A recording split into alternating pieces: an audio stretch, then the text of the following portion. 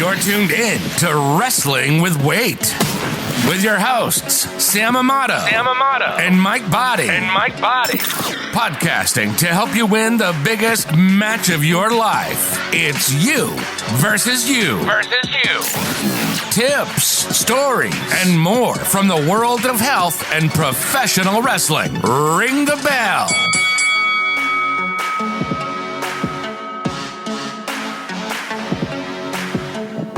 Hey, yo. Welcome to the Wrestling with Weight podcast, Chico. This is episode 6. I am Sammy Smiles. And I am Mike the Body. What's good, everybody? Thanks for tuning in, folks. Thanks for showing up. Thanks for listening. Thanks for sharing. Thanks for subscribing and liking. It means a lot to us. Again, we need your support to grow. We want this to be a community of people that are just trying to get it in, trying to lose weight, trying to stay in shape, trying to get into some sort of routine, some sort of habit that is life-changing, that's going to help them lead a healthier lifestyle. And while we're at it, we're going to talk about wrestling. Isn't that right, Mike? That's right. What do we have on the card today, Sam? So, to start the show, if you've been following since episode 1, you might know that Mike and I set off on a weight loss journey. Challenge. And it was ending the weekend of WrestleMania. So we're going to do a check-in with that. After that, Sam, we're going to go ahead and pay our respects to the bad guy. The late, the great Scott Hall. Reza Ramon. The bad guy, oozing machismo. Passed away this week, R.I.P. We're going to talk a lot about our love for the man himself. And to top it off, for our main event, we're going to have wrestling veteran referee Kevin Quinn, who's a Boston native, who's in phenomenal shape, is going to tell us about what his routines are as far as fitness is concerned, what has helped him stay as fit as he is, and he's going to give us some insight on some of the cool matches that he's been part of on his journey of being an independent referee. Super excited to talk to him. Can't wait for this show. I can't wait to get things started. That's right. And before we get any further, we're going to take a quick commercial break. We'll be right back with our first segment.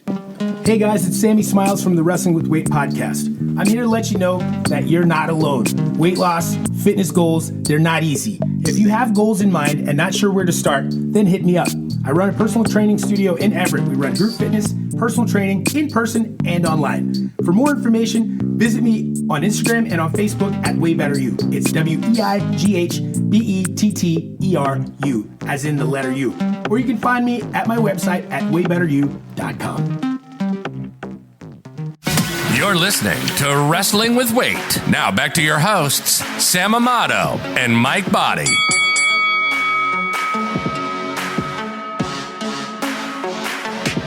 Hello, everyone, and welcome back to the Wrestling with Weight podcast. This is our segment here where we're going to discuss and recap our weight loss fitness challenge. Sam, I want to know how things been for you these last couple of weeks. I would like to lie to you and tell you that it's been great. I would like to tell you that I've had no challenges whatsoever. But as I mentioned, that would be a lie. I mean, as is, my days are a little crazy. And we were already getting kind of like crazy around the house trying to prepare for the baby. And now the baby's actually here. And so the craziness has only been kind of augmented, and I don't even know if augmented is the word I'm looking for, but it's turned up. It's escalated more. You know, so there's been less time for me to prep and just trying to get into a rhythm, losing sleep. Long story short is that it's not been great. I won't say that it's been terrible, but I've not been paying attention to everything, and I hate this segment, but I love this segment because we're doing this so we can be honest, right? And I think sometimes just speaking the truth is hard for people. And just even being like, oh, yeah, I had a cheeseburger yesterday and I had some cake. And, like, I'm not here to judge you, right? And so if you want to judge what I'm eating, cool, but it's not going to bother me none. But what I'm getting at is that this is a hard conversation to have when you're not winning. Right? And so we set out to have this fitness challenge, and I can speak for myself. I'm not winning, right? And so neither am I. We were motivated as F you know, and we're At the super get-go. excited. And, like, it's been cool, but we've been missing a few pieces, I think. But before we even get into that, I guess the long and short of it is that my food choices and my nutrition could be much better than what it was. I think I could add some more days to my training, and I need to set some better targets for myself. That's what I'm feeling like right now. Honestly, I feel the same exact way. I haven't been locked in the zone like I normally am. It's been kind of tough. I had a lot going on personally. And to be honest with you, the winter is kind of a drag. It's tough, especially when it gets dark early and it's still cold outside. When it gets dark at 4 o'clock, I was ready for like bed. Like, you know, I was already out of it. But now that it's getting nicer out, the weather's getting nicer, you have that like taste of summer in your mouth. Yeah, you get excited. You feel a spark. Yeah, and I feel like I want my fat stomach to go down. Yeah. I hear you, man. And so, like, we share this stuff not because it's an escape from the fact that we just didn't do what we were supposed to do. Yes, obviously we didn't do what we were supposed to do, and we're upset about it, and we're having a conversation about it. I wish I lifted more. You know? But, like, talking about what's really happening in your life is not an excuse. It's literally like, oh, okay, this is what has been on my mind. As much as I wanted to focus on this is where my brain has been at. As much as I wanted to do this is what's really been.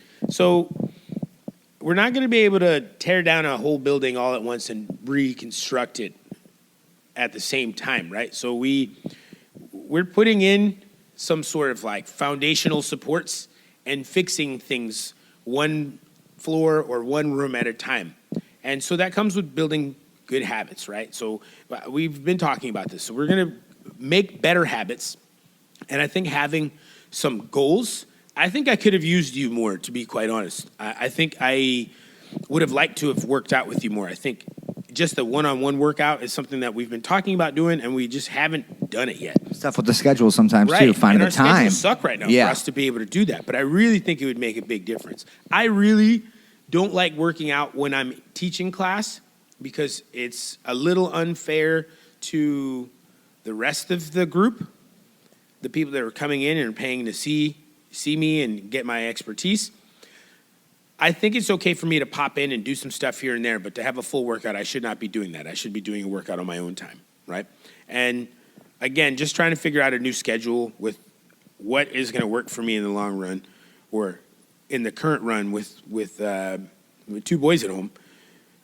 It's something that I need to pay more attention to and be more real with myself on like what my goals are and what's a realistic method or strategy that I can have for me to have more success. But the accountability of having a workout partner is helpful, especially when I'm having to do this shit on my own. I'm a person who likes doing stuff with people. Yeah, no, 100%. I like the help I get too when I'm working out with someone. It kind of motivates me more. But they were asking about you in class, by the way. Were they really? Yeah, no, I've been busy. Where's been Mike busy. and Jamie? I got to make a return. Make a return soon. They're asking about you, just so you know. But you know what it is too, and I appreciate that. I love everyone in that class. It's my eating habits. I'm fine. Like workout wise, I still, like I said, I'm a custodian. I walk a lot. I get the cardio in. My eating habits are atrocious. I got to fix that. I know that, and I keep saying that. But it's easier to eat unhealthy. You know what I'd like to see us do? It's more convenient. If we can make it happen, whether I come to your house or you come to my house, is if we do meal prep together for the week. Yeah, that'd be great. I think it would be a cool video for us to shoot, but like just showing that we're doing the same thing and sharing that like, oh, it's the 2 homies doing fucking meal prep together. And this is our diet plan. Yeah, we have the same kind of diet plan. We can actually work together more. Yeah. Yeah. I think that would be fun. And who knows, you know how my brain goes. I go all over the place. My brain is already like giving ideas, but like I would love if we had like just a group of fat dudes cooking together. You know, and that's something that I think we can do. Maybe grilling up some chicken, grilling up some steak. Exactly, dude. Somebody else is doing on the rice, right? And then we just lay out the containers, measure shit out, and we just prep together as a support. Yeah, so that can be under one of the goals going forward, what we'd like to do. But Sam, what else would you like to do? You know, what else would you like to do to improve yourself going forward? Even me, myself, because we can honestly say now, right? We can tell everyone this is kind of officially a double disqualification, correct? I would have to say, because it's not fair, because neither one of us deserves to be a champion right now. That's right. And I know I don't. I mean that respectfully. You know, it's like we set out with a goal and we were motivated as fuck, right? And that's how things start.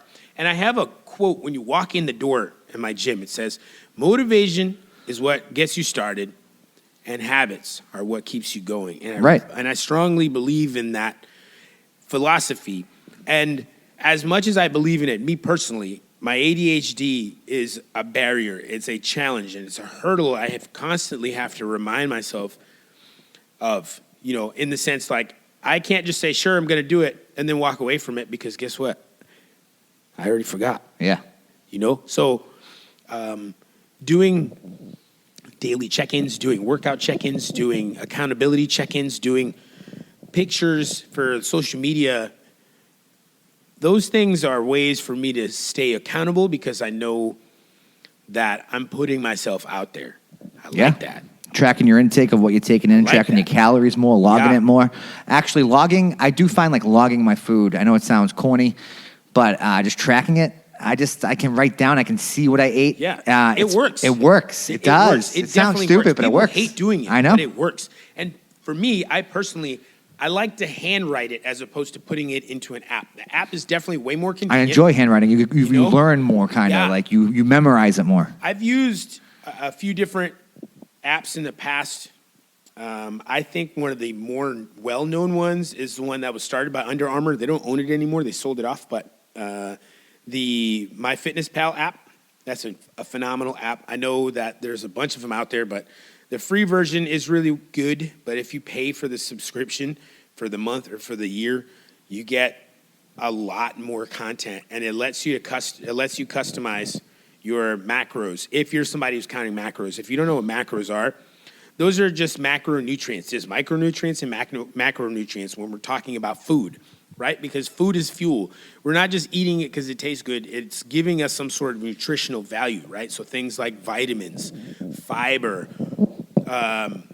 like water for hydration, sodium, for the body. Our body needs salt. Obviously, too much salt is no good for us. But macros, sometimes you see people are like, oh, I'm having 70% protein, 30% carbs, and 0% fat, which is not a good diet plan. I'm just throwing a number out there, so don't follow that. But what they're saying is that they've counted out their calories for the day, and they've decided how many calories are being stored or saved for this particular nutrient. This is how many calories I have to spend for this particular nutrient, and this is how much I have for this one, the macros, right? So like proteins, carbs, and fats, right? And so fats are higher in calories per gram than a protein or a carb, right? So a protein and a carb is only 4 calories, and a fat is 9 calories. But if you're not following everything else, you're not measuring things, it doesn't mean anything, right? So if you need a way for you to track, you can always take pictures of it too, and there's apps that will give you a measurement on what you're eating. And what's the benefit of tracking, Mike?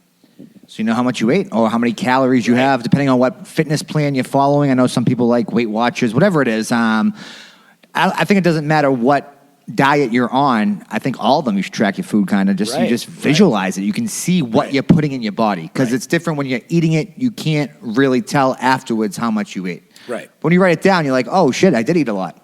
Right. Or, I had 3 bananas today or whatever, ate healthier. And for the most part, everything is measurable, right? Even when you go to a restaurant, everything is required to have been they've had to have produced a label or produced some sort of calorie tracking for the state. The government requires it. So if they don't have it on the menu, you can always look it up, and you should be able to find that stuff out. But going on to what we need to do. We have some goals that we still are trying to reach. We're not aborting the goal. We still want to crown a Wrestling with Weight champion. So what are we going to do then? Well, we personally, you and I, after this episode, we need to reassess how we're going to adjust so that we can help each other, because that's the whole idea. But I think everything we spoke about earlier, a little while ago, is great. Yeah, and so we just need to figure out how we can fit it into the schedule, right? And how, if I can't see you to work out with you, how can I help you accountability-wise. Are you saying create a Facebook group? We can do that. Why not? I think it's always helpful to have a communication board, right? And so that could really just lead us into the challenge, right? So we talked about opening it up to our listeners and to our friends and family who are interested in trying to get on the fitness bandwagon. So since we're not crowning a new champion, or the It's very officially first been champion, a double disqualification on our double part. DQ. This already sounds like wrestling. It's bad booking. Yeah. Right? Exactly, man. Let's open it up and let's just start a community page and let's start a challenge for the summer, right? And so we'll call it Summer Slim. Love it. So creative. So creative. Nice, good take on no, good we didn't old-fashioned rip off SummerSlam. WWE. That's okay. So we're going to open up a Facebook page and we're going to invite you to come and join us. And we, from that page, are going to start a fitness challenge, probably 30 days. And how many participants is it open for? Maybe 30. Okay. Maybe less. Let's see if we really need a cap, right? Or if it's just going to be like a community page where people actually start to participate. Okay. Right? And so we can start our fitness journey on there and let people put their before and after pictures and what they're eating and put their fitness questions up there. More information to follow, but we're going Yeah. to get the ball rolling on this, and we're going to roll this out soon so we can all have a place where we can help each other out, and we can help you out, and it'll be a win-win for everybody. For you to find out more information about this page and joining the fitness challenge that we're calling the Summer Slim because we are so creative, just check out our Facebook page, check out our Instagram page, and we will put up an announcement, and you can sign up to participate in the group. We'll be right back right after these messages. Hey everybody, I just wanted to introduce myself. My name is Patrick Dillon, and I'm currently running for the mayor of South Boston, which is a fundraiser event benefiting the St. Patrick's Day Parade. Every dollar raised is counted as a vote. Please consider donating to my campaign and make me the mayor of South Boston. You're listening to Wrestling with Weight. Now back to your hosts, Sam Amato and Mike Body.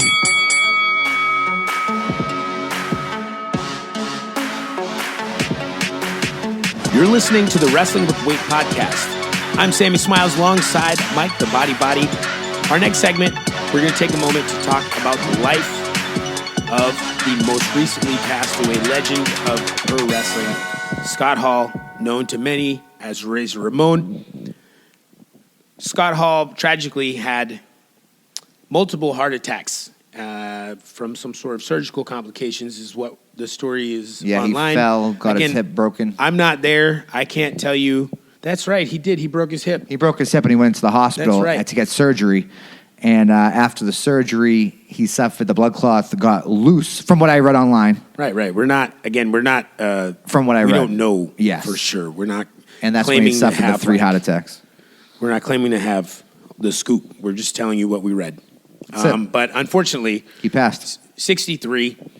He's an amazing guy who's got a crazy legacy, and definitely, I don't want to say he's underrated because I think that word is used too much, but he isn't always held in the highest regards with some of the best because he hasn't held a heavyweight Well, that just said probably one of the most underrated to never hold the championship belt. Yeah. I'm a guy who tends to think that you don't always need the belt to have legacy and to be somebody of value, right? And that's what Scott Hall is. And so Scott Hall winning the Intercontinental Championship is just as good as winning the World Championship, in my opinion, because you need a good, strong mid-card guy, to hold the IC belt, the cruiserweight belt, whatever the middle. That belt is IC right there. belt fit him, though. Like, was perfect. with the gold, with perfect. the hair, the wet hair, the fucking greasy hair. That belt was sick on him, dude. So Scott Hall, they said, made his Razor Ramon debut in 92, and I don't really remember it from 92. I'm not a guy about numbers either, but Razor Ramon is a guy who has had influence in my house from the jump. My brother, as a kid, always wanted to dress up like him when we were doing our wrestling in the house. When we bought the first WWF music album, his music was playing in the stereo at my house. It was just such badass music. He was cool. And so Scott Hall has been a major player in pro wrestling in my house. I remember just me and my cousin Mike just having the toothpick, and we used to just flick the toothpick like, yo. And we used to go, hey, yo, Chico. You messing with And then he had that survey. guy? Remember, survey says, another one for the good guys. Another one for the good guys. That's right. You know? And like, so he's been really cool. But when you, I don't know what your social media has been like, but my social media has been nothing but Scott Hall pictures. Oh, yeah. And you can see how many people he influenced and how many people he was loved by. And you know as well as I know, he had his problems with alcohol. His own demons. Right? And he found his way out, you know, and he found his way back into the mainstream and to a place where people loved him again. You know, not everyone gets that chance. No, he turned his life around, and he was well respected towards the end. Everyone looked up to him again. Nothing but great things you heard about him. Right. You know, thanks to DDP. Obviously, when you see this stuff, you start thinking about some of the memories that you have. And so what are some things that you remember about Scott Hall that really kind of just stick out? What's something that you're like, oh, do you remember when he did this? Yeah, so, of course, like everyone's probably seen and read online this past few days, definitely the ladder match at WrestleMania. WrestleMania 10. WrestleMania 10 with Shawn Michaels, of course. But just Razor Ramon, that whole gimmick, that walk, that strut, that pose he did in the ring with the fireworks behind him, like, and then threw his arms out like the Razor's Edge, like, you know, that was just sick alone. And the Razor's Edge was actually an honorable mention on the top 5 finishes we had. That's right, episode 5. Yes, episode 5. Go back, give that a listen. Was definitely an honorable mention because I love the Razor's Edge as a finishing move. But he had the look. He had everything about him. My earliest memory of Razor Ramon was actually Monday Night Raw, and it was when he fought the 1-2-3 Kid, X-Pac. It was very early on, and 1-2-3 Kid got the upset victory. But that was just a memory from my childhood that match always stuck out in my head. And that was like the old school 1993, 1994 Raw, you know? Right. But I don't know, Sam, what sticks out in your head? I mean, other than that. Oh, sorry, I got to say my number one favorite, I almost forgot to mention it. Scott Hall moment was when he took the stunner from Stone Cold, and he sold it at WrestleMania, I think it was 18, I'm not sure. But that, to me, hilarious. That was I love a double that. stunner. Yeah, stunned him once. Yep. He was like standing up, he walked around, 18, right. and then he got stunned again, and then fucking flipped and he oversold the crap I out of loved it, dude. I love that shit. He and The Rock both oversell the crap, like together. And I'm going to mention that The Rock posted that when he wrestled The Rock, or when Scott Hall wrestled The Rock, that The Rock had told him that Scott Hall was one of his favorites, and he modeled a lot of his wrestling after Scott Hall. Okay. And he was honored by that mention. When you look at The Rock's wrestling and you think about The Rock's wrestling, after he says that, you can picture some of the stuff that Scott Hall does that The Rock picked up on. Yeah. Like that open hand slap that The Rock does is very similar So he was to the Razor influenced Ramon. by Scott Hall. Yeah. That big silly bump that he took from the Stone Cold Stunner, they both kind of take it the same way. So it's very interesting to hear him say that or read that he said that. Yeah, definitely. Scott Hall, awesome when he was in the WWF as Razor Ramon, and he was huge when it comes to the Monday Night Wars. One of the major players World Order. in the Monday Night Wars. And so when you go back and you see WWE put a top 10 clips of Scott Hall together, that's up. They talk about the invasion angle when he shows up in Monday Night. Where's the Nacho Man? Yeah. Right? He was such a badass. And that whole angle was amazing. Like, you The know who I NWO, am, or you don't know why I'm here.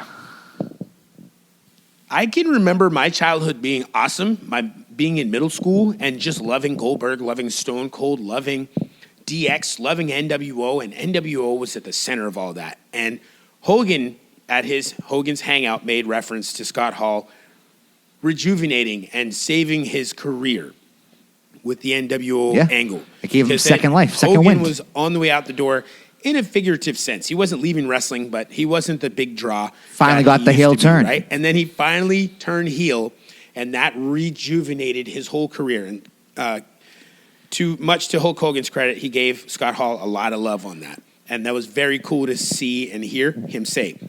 But Scott Hall, whether it be the Razor's Edge, being part of the Outsiders, being a tag team with Kevin Nash, knowing that he's part of the Clique, knowing about that house show that got Triple H in trouble when it was the Clique in Madison Square Garden. Right. And like knowing they all how much they loved each other and how much love he had in the locker room from a lot of the boys. And just thinking about all the memories he left us, it is very sad that to see him go, and it's hard to see them go this way. You know, you kind of I just expect you want them to just grow old. But it's unfortunate. It is, and it's tough. But like you said, you nailed it. His legacy lives on because that '90s era of wrestling is probably the greatest era ever, and he's part. Shit. He's part. Yes. He is the reason for that era. Like you said with the NWO. The NWO started the Monday Night Wars. Him and Kevin Nash leaving. You see people walking around in NWO shirts to this day. I have one to work out in. Boom. A tank top, bro. The following has been paid for by the New World Order. That was so effing cool. And also, too, I read online, too, was another little shout out to Scott Hall. Sting said that, Scott Hall, who said, did you ever see The Crow? And kind of made Sting go with the Crow gimmick, if any of you like the Sting Crow, the Doc Stinger. Which was always epic. Yeah, so Scott Hall, but he played so many roles in so many people's lives. And like I said, growing up, he was part of my childhood. I appreciated everything he's done for the business. So much respect. We just want to give out a 10-bell salute in his honor. And I think as fans, we just wanted to say thank you to Scott Hall and sending our condolences to Scott Hall's family during this difficult time. Hey, what's up, guys? This is Farrah the Exterminator here. I'm a local Boston-based pest control company, female-owned and operated. We do it all, commercial, residential. You got insects, you got rodents. Call us, 617-816-5004. We just don't kill people. Check us out at theexterminator.com. That's EXTherminator.com. You're listening to Wrestling with Weight. Now back to your hosts, Sam Amato and Mike Body. Ladies and gentlemen, it is now time for our main event of the episode. Hey everyone, welcome back for the main event of this podcast, episode 6. Mike, we have a very special guest, a Boston native who is a veteran at this point as a referee in professional wrestling. He goes by the name Kevin Quinn. We were interested in having Kevin come on the show because Kevin's a special guy. Kevin started in the wrestling business a little bit later in life, and I would beg to say that Kevin is probably fitter than half the guys in the locker room when you go and do independent shows. So he puts a lot of people to shame. But Kev, welcome to the show, man. Hey, thanks, man. Thank you for having me. Me and you actually go way back. Right. This is actually pretty fun. Well, I'll save that until we get into the wrestling part of it. Sure. Awesome. Well, Kevin, I just wanted to start things off. We'll just start things off as a fan of wrestling. So I asked Sam before you came on, and he's like, why don't you just ask Kevin yourself? And I'm like, yeah, might as well. So here we go. Ready? So when you're doing a booking for a reffing on the independent scene, do you contact the organization, or does the organization contact you for that show? Well, I'll tell you, I'm pretty lucky because the point I'm at now, I'm just on the roster, so I'm part of all the shows. But when I first broke in, I would pretty much confirm with each one, for each show. But starting out, how I originally got booked, most of them, a couple of them reached out to me. I was lucky. I got to travel with people that were pretty much already established. So they helped me get on the shows. So it was a little bit of both. Hope I answered your question. That was great. Mike, I'm going to go on the record and say Kevin's like one of the best guys I've ever met. Yeah? Yeah. He's just a really, really good dude. And we've traveled a lot together and we get along really well. He's just easygoing guy. He eats pretty clean on the road and he's not a troublemaker. So it makes my life a little bit easier. Well, so riffing off that, how do you prepare to ref a match? Do you have a strict diet? Do you do a lot of cardio? Like, what's up with that? How do you prepare to ref a match in wrestling? Well, to ref a match in wrestling, I have a little warm-up I do before right before a match. I do 15 push-ups. I do a couple other things. I say a prayer, and I go out. But typically, the week of, I'll do a little extra tanning to look the part because I'm pale. I don't want to blend in with my shirt. And, I'll hit the gym a little extra. And usually on show day, I do my arms. But it's an upper body business. So, Let me get those arms pumped up real quick. Exactly, yeah. But I typically try to stay in shape all the time. Instead of getting ready, I try to be ready. I'm a little behind right now. I had some dental surgery, so it knocked me down a little bit, but that's all right. We'll get right back on the horse. Kevin, I actually don't remember how long I've known you at this point, but you've always been a super nice guy and you've always been fit. I know that you started in the business a little bit late. Can you give us a little bit about how long you've been in the business, why you got started in the first place, and tell us about your first show? Sure. I started when I was 45 years old. I started at a company up in Newbury. It was called Wrestling Star Wars at the time. It's called APW now. My first match was a Newbury street fight between the late great Big Woody and Joe Moakley. And how I got into wrestling, I actually did this a little backwards, but how I got into wrestling is I met Jason Rumble in the gym. And when I say I met him in the gym, we both had our headphones in and we were going for a preaching machine and we bumped into each other literally. And that's how I met him. And long story short, one thing led to another. He actually had his wrestling school at the gym. And I kind of looked at it. I was like, walked around the ring. And I'm like, this is cool. I've watched wrestling all my life. This is interesting. This is cool. So me and my son went to shows for years and years. And we were at that particular show up in Newbury where they literally pulled me out of the crowd. I'm not sure. I did a little security. Maybe that had something to do with it. And the next thing you know, I'm in the ring in the middle of a street fight. And the funniest part of the match, I had the picture. I wish I could pull it up. I wish I was technically savvy to pull it up. This is what a green guy does. Sam knows what I mean by that. Big Woody has a trash can over his head, and I walk in front of him and go, hey, you got to put that down. And he said to me, I can't say it on the air because you get shut down. But anyway, it was a great night. It was a great experience. And I just started my 11th year in November. And wow. Fun fact, my first road trip was with Sam. And there you go. Wow, I didn't know that. So first off, I don't think I knew that. We've had Jason Rumble on the show. He was one of our guests. I don't think I knew that you met Jason that way. And I'm pretty sure that he did a good job of talking you into doing pro wrestling. But did you talk about pro wrestling that first day? And follow-up question is about your first match. I can't believe that your first match was a hardcore match, number one. Number two, I know. When they pulled you out of the crowd to be a ref, did they pull you out of the crowd to be a referee that day? They're like, oh, we need a ref. And they called some random guy out the crowd? Is that how that went? That's exactly how that went. How that went. I already forgot the first part of the question. The first part was when you met Jason, did you guys start talking about wrestling right away? Or how did it come up how did wrestling come up? You guys bumped into each other and then you're just like, oh, I love wrestling too? I think it's safe to say that he probably brought it up. Yeah. Probably to put himself over. He probably talks about him being a pro wrestler. That sounds like Jay. Hey, Ken, you said you wrestled 11 time NWA Junior Heavyweight Champ. You know? Yeah, exactly. That's a good impression. Good impression. You said you've been reffing. I said wrestling earlier, but you've been reffing now for 11 years. I just started my 11th year. Yep. So over those 11 years, what's your most memorable match you've reffed? And also, too, I just had one silly question. How many times have you been knocked out as a referee? Well, you say that. It's funny you say that. I've been knocked out. Shoot meaning really knocked out. Okay. 2 to 3 times. And coincidentally, it pretty much by the same person.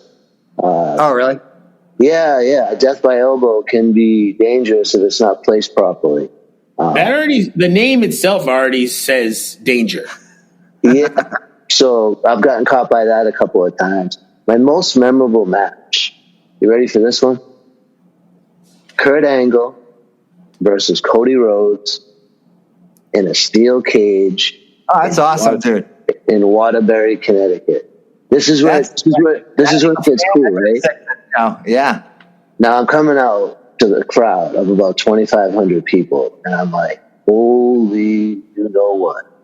I'm walking up. Getting into the cage can be a little tricky, so I get in there, and Cody gets in there, and he walks by me and goes, "Are you nervous?" I said, "Nervous? I'm scared shit." And I'm a little nervous too, and then Kurt Angle's music hit, and it's just it's must have been adrenaline, epic, bro. Yeah, I know. Seriously, man, that's awesome. I know as an indie guy, I mark out for when I get to wrestle names, right? So not everybody gets to wrestle names. Yeah. Right? It's not that easy. You could be the son of the booker and he could pay for you to wrestle a name. That's one way. But the hard way is to get promoters to trust you to take care of these guys and give them a solid match and let them kind of do their thing with you, right? And it's intimidating, right? Yeah. On my end, just I've had the pleasure of wrestling some names, and we can go into that later. But being a referee has to be just as nerve-wracking when you're working with some names because you can't really mess anything up. And not to mention how important it is for the younger people out there that don't know how important the referee role is in a match. Right. And it is nerve-wracking, I'll tell you. It is nerve-wracking. Especially, if something doesn't go hence the way that it's supposed to. And once we get to the wrestling part of it, I'll tell you a real interesting story about that.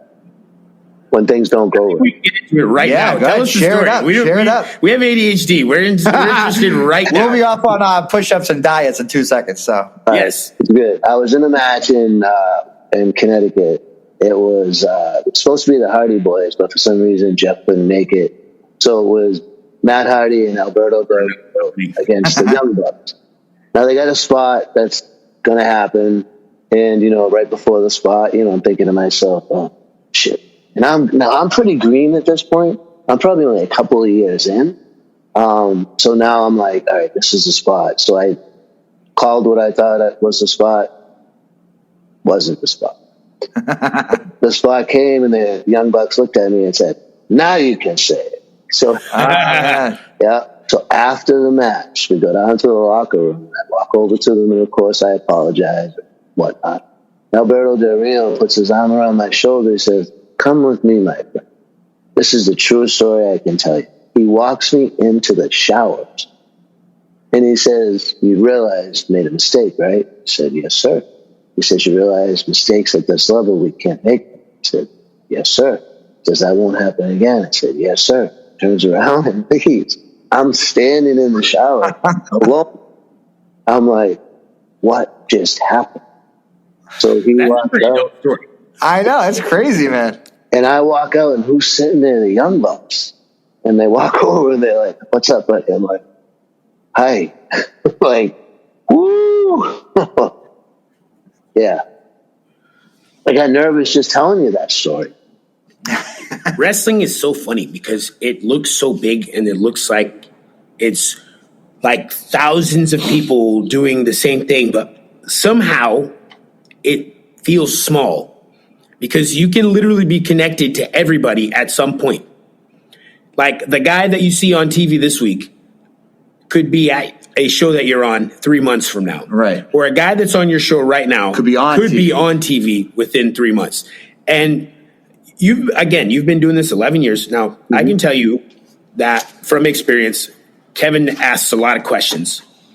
And he always was like, how did this look? Is this okay? What do you think about this? And I have no doubt that it's part of the reason why he is sought after, I think, as a referee. And I think at this point, I've expected you to be in a major promotion. And I know you've done a lot of major promotions, but you know what I mean, AEW or WWE, right? So, I think even as a referee, as a manager, doesn't matter what you're doing in the business.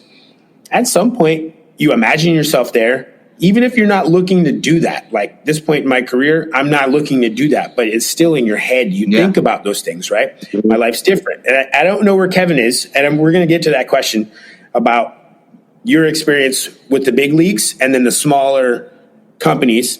And I think I'm interested to know, how do the fans look for you? Are you a fan favorite? What happens? You're a referee. We try to make you invisible, but fans know. They do. Refs kind of look like they blend in, though. You keep saying you started when you were 45, but dude, I did. 40 now. Well, thank you. I'm pushing. Thank you. I appreciate that.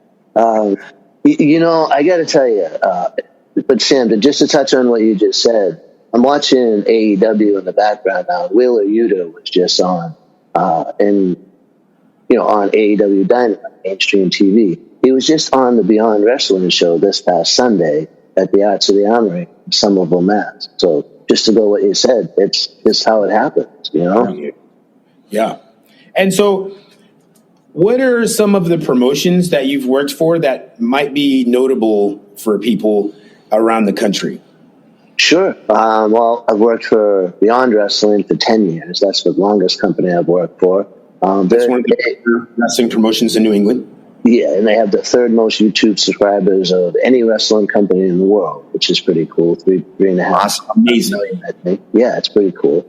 Northeast Wrestling, which is one of the largest independent wrestling companies in the Northeast. They're the ones that have the DVDs of Jerry Lawler and everybody and their mother that they used to sell at like Sam Goody. Oh, really? Yeah, it's NEW DVDs. I feel like Wagner's on all of them.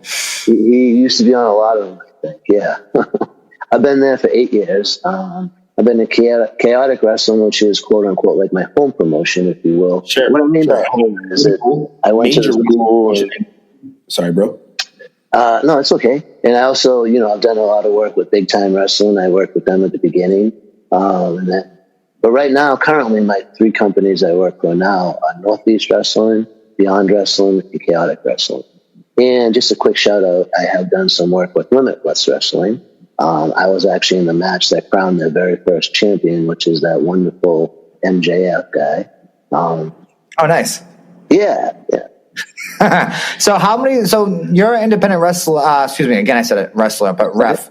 How many times a week are you doing shows? Is it monthly? Let everyone know, how often are you doing a show? Yeah, it's the schedule. The good thing about wrestling is just the schedule can be as busy as you want it, it's not busy as you want. Years ago, it was pretty much every weekend. Now it's probably 2, maybe 3 weekends a month, maybe 1 or 2 days. This weekend, coincidentally, I have a show Friday, Saturday, and Sunday. So this weekend will be 3, which is pretty cool. And the thing that stinks about getting a little bit older, and Sam will relate to this, you don't recover like you used to. Right. It doesn't always feel so good the next day or in the evening on your way home. Right. I was actually going to bring up that point. You're in a unique position where it kind of doesn't matter how old you are, right? As a referee, you're kind of regarded as a staple. So I've been doing this almost 20 years. If I go into a locker room now, I kind of don't know a lot of the guys. You've been doing it. I've stopped, but you've been doing it consistently. You don't end up being one of the old guys in the locker room. You end up being one of the ring generals without the fans really knowing that you're a ring general. You're making sure that everybody's doing their part. You're very integral. You're super important. And it's a very hard spot for you to get. and try to keep. Because when you look at those guys that are working for major companies like WWE, WCW in the past, ECW, you know their names. Name a referee. Earl Hebner. Boom. Nick Patrick. Name somebody. Me. Boom. Little Nate. As much as you don't want them to be part of the show, they're not supposed to be a focal point. They're the same dudes every week. You see them all the time. So it's not a spot that's easy for you to get. In fact, I think it's much harder for you to get a referee spot than it is for you to get a spot as a wrestler on the card. Well, especially you can have one event where you're reffing like 3 matches, right? Oh, 3 matches. I wish it was only 3. Really? More than that? No, typically, usually, well, it depends. Beyond Wrestling tends to have a plethora of matches, which is good, but anywhere from 3 to 5 or 4, depending. Yeah. So I would rather have one, to be honest with you, because I would rather keep working, keeps the body warm, keeps going, You know? But concentrating more on the body and your diet a little bit, just to change gears for a second. Man. You're good. That's exactly where I was going. Oh, see? Yes. I read you. I fed you. Love it.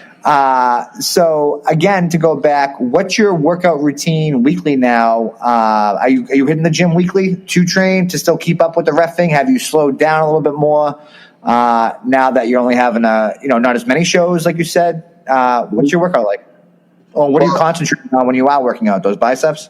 Yeah, no, I still train like a bodybuilder per se. I mean, I've done 8 bodybuilding shows in the past, and I still try to train. Like I want to stay in shape, and the best thing too is my fiance is a great workout partner, and I've cut back on the wrestling a little, and because I work for the companies right now that I feel fit my schedule the best. There's not a lot of traveling, if you will. But it's all quality that you want to yeah, exactly what I'm trying to say. And Beyond is one of my favorites. Northeast, I have some great times. I mean, Chaotic is my home promotion. The gym, like tonight I went in, I did biceps and triceps. And I'll probably hit them again, maybe before the show. But typically it's Monday I do chest and tris, Tuesday I do back. I slack on the legs a little bit. Not gonna fib on that week. We just turn the cycle over, and then in the morning we do some cardio, and then we do some full body workout. So I pretty much just do whatever. To be honest with you, whatever feels good, whatever's feeling good at the time or on that particular day. You've been pretty healthy the majority of your life. Have you had any obstacles that have gotten in your way? Anything that's motivated you to stay fit? Anything that's motivated you to get into some sort of fitness routine? Oh, absolutely. The whole catalyst of this whole thing is I'm a 32-year recovering alcoholic, and that's what started this journey. Man, I got 5 years under me. Congratulations. Congratulations to you. Good job, man. Congrats, man. Congrats to you. Thank you very much. And, when I quit drinking, I kind of had to find something to do. So I started going to the gym, and I was about probably 130, 135, 40 pounds. And, started hitting the weights, saw a few bumps, and like, whoa, all right. And, Friday, Saturday, and Sunday, I was just in the gym. I lived. Were you always a specimen, or when you were drinking, were you a little bit heavier? Did the carbs play a toll on your body? Like, did you look differently when you drank? You called this. No. What the hell was that? That was a swerve. I actually. He's ripped. He's in shape. You can tell. Were you always a specimen? Yeah, dude. He looks good. I actually thought I was going somewhere else because you know what, man. When I was drinking, I could beat up Andre the Giant. I think he's blushing. Yeah, I went 10 too. So, but okay. No, whatever. You can tell us whatever you want. You want anybody. All right, let's get serious. Gym. Gym. This is what I tell people, right? The gym to me, it's not just let's hit a diet, let's grab a workout. The gym is a lifestyle, and eating healthier is a lifestyle for me because it's just I just want to try to stay in shape because if I just say forget the gym and just start eating whatever want. I mean, I'm 56 now. And 56, it's harder to lose, that last couple pounds, a little bit around the waist. I mean, I do like caramel swirl coffee, but other than that, I mean, I cheat. I have, I eat kind of what I want. But, I kind of just go with the flow with food. I don't go out of my way to, I can't eat here because I can't have that. I can't go here because I can't have that. That's because you're like conditioned, right? You have a system that you've followed for so long that it's routine for you. It's that life. It's what you're talking about, right? So you probably have your go-tos for breakfast and lunch. What are some of the things that you normally have for breakfast and lunch? How about this? What are the good things? And when you're having a cheat day or some sort of cheat meal, what are some bad things that you would have for breakfast? Sure. For breakfast, usually it starts out with a protein shake. Always starts out with that. Then maybe we'll have Dunkin' Donuts muffin or something. Or we'll have some pancakes, or the fiance Lisa makes an unbelievable omelet. That's good. Breakfast I try to keep kind of good. But I'm not going to say I've never had ice cream for breakfast. I'm not going to say that. I'm not going to say I've never had cold pizza for breakfast. Or it's just and my cheat days is just pizza. I think my cheat day just justifies so I can eat what I want. You know what I'm saying? Yeah. You have some consistency and discipline. Right.